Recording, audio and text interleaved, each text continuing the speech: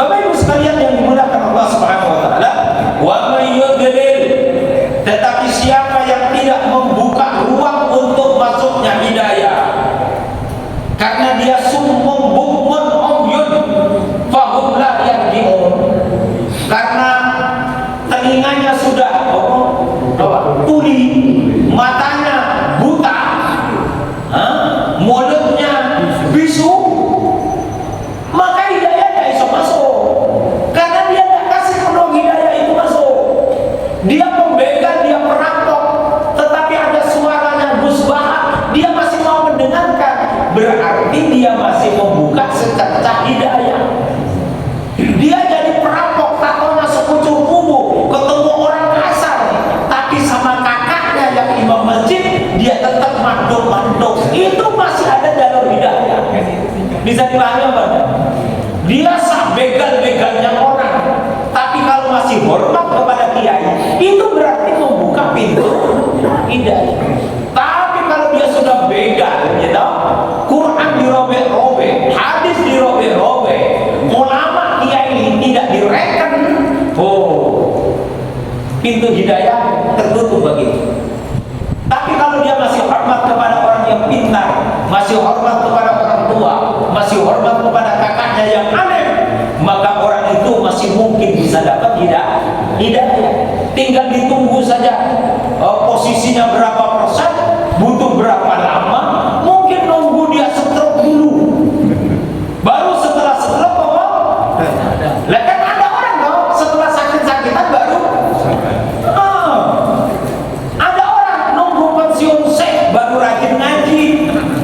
Dulu sebelum pensiun tidak ngerti jalan ke masjid itu lewat mana, tapi setelah pensiun baru dia bagus karena lah saya repot itu urung karuan pensiun wes meninggal lain saya repot.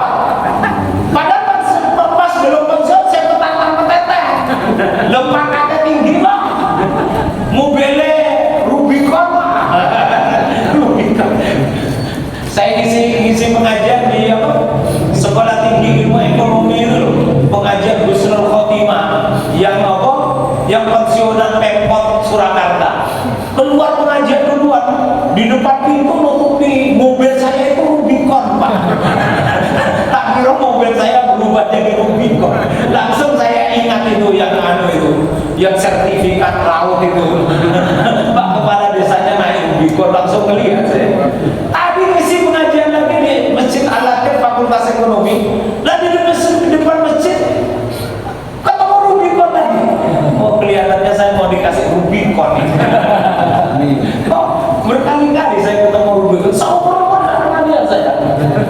Baru itu lihat langsung saya di depan STIE Makam Haji itu loh. Sama yang tadi di depan Masjid Al-Latif Ekonomi itu sampingnya Fakultas Hukum itu. Oh ini tuh Rubicon, rupanya lebih bagus Avanza. Makanya saya tidak pengen Rubicon, bagus Avanza. Bagus Avanza. Ya ngapain saya bilang lebih bagus Rubicon kalau saya punya? Ya kan? Lebih bagus Avanza pasti. Lebih bagus Avanza. Nanti kalau saya ganti mobil Innova, bagus Innova. Bapak Ibu sekalian yang dimuliakan oleh Allah Subhanahu wa taala. Jadi wa bayyidil faulaika humul khasirun. Tapi kalau Allah berkehendak orang itu tersesat, maka dia akan tersesat. Dia akan kembali dapat pintu hidayah. Kalau dia ada secercah hidayah itu bisa masuk. Saya sudah ceritakan tadi, dia boleh kerjanya merampok itu dan lain sebagainya, tapi kalau dia masih hormat kepada orang yang adil, itu secercah hidayah. Mohon maaf. Jadi kita punya anak nakalnya setengah mati. Tapi kalau sudah ketemu kakak kandung kita yang alim, dia itu kok ya mantuk-mantuk sama bapaknya setengah mati. Dia tahu bapaknya ngomong ke barat, dia langsung ke timur.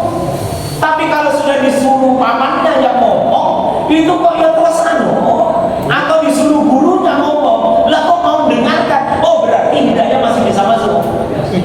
Masih bisa masuk. Oh belum tentu masuk. Tapi masih ada optimisme. Anak saya masih kelihatan ngaji, masih kelihatan sholat, walaupun sholatnya bolong-bolong. Orang ngomong, berarti hidayah masih bisa. Tidak boleh berputus asa. Jadi kalau anak kita di tengah-tengah keingkarannya kepada Allah ada sedikit kebaikan yang muncul, itu namanya pintu hidayah. Orang tua harus punya optimisme anaknya akan jadi baik. Entah datangnya kapan. Entah datangnya kapan, ya, entah datangnya kapan. Sudah percaya saja sama Gusti Allah, cepat atau lambat. Mungkin setelah orang tuanya meninggal baru anaknya jadi anak soleh. Loh, berapa banyak saya dapat cerita. Mohon maaf Pak Ustaz, saya ini dulu begundal kayak ini. Begundal Pak Ustaz. Semuanya saya sudah lakoni Pak Ustaz. Kecuali dengan perempuan kata dia. Semuanya wis tak lakoni Ustaz. Ibu bapak saya nasihati saya berbusa-busa Pak Ustaz. Langsung saya balik kanan kata dia. Bahkan saya bawa minuman keras ke rumah biar bapak ibu saya melihat saya minum minuman keras. Nantang dia sama bapak ibu. Tetapi bapak ibunya tidak pernah mau berhenti untuk memberi nasihat, sampai kemudian bapaknya kena stroke, dibawa ke rumah sakit, dibawa oleh anak itu. Keluar air mata dari anak itu melihat orang tuanya kena stroke, dibawa ke rumah sakit.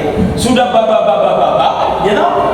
Ini anak ini walaupun begundal tadi, itu tidak pikir orang tuanya itu ya air matanya keluar. Oh, berarti masih ada harapan Pak. Masih ada harapan. Air mata masih keluar. Walaupun omongannya kasar, perbuatannya kasar, tapi dia bawa orang tuanya neteskan air mata. Lalu orang tuanya itu bilang, nak, sholat nak, lah sampai kemudian meninggal dunia. Nah rupanya ketika dia menggotong bapaknya sampai bapaknya meninggal mengatakan sholat itu sepanjang tidurnya tidak pernah dia seperti teriak-iak sehingga dia mau menjalankan begundalnya tadi, mau minum minuman keras dengan teman itu sholat nak itu teriak-iak terus sehingga dia tidak bertahan 1 tahun untuk jadi orang begundal.